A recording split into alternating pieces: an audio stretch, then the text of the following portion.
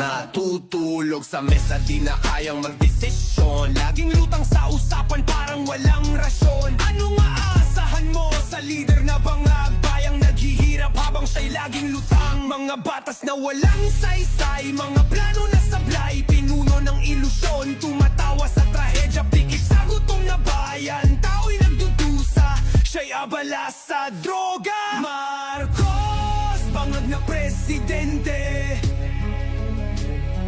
Marcos, bangag na presidente. Marcos, bangag na presidente.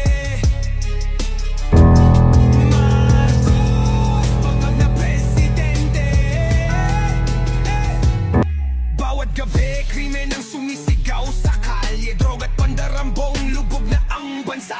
Mga buwayan nakangiti habang busog ang bulsa. Pera ng bayan, ubos na. Yung ayuda, kinain ng mga buwaya. Yung hustisya, nilamon ng kasinungalingan. Wala ng pag-asa sa lider na sariling mundo ang nilalakaran. Habang ang mamamayan, bigbitang kaba, bigbitang tanong, saan tayo dadalhin ng bangag na kapalaran? Marcos, bangag na presidente. Marcos, bangag na presidente. Marcos, bangag na presidente. Marcos, bangag na presidente. Nakita ko si nanay sa gilid ng kalsada, hawak ang litrato ng kanyang nawawalang anak.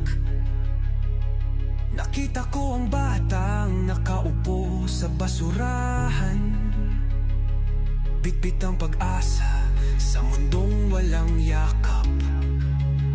Sa gitna ng dilim, may apoy sa puso. Sa bawat luha, may sigaw na umaalinaw-ngaw.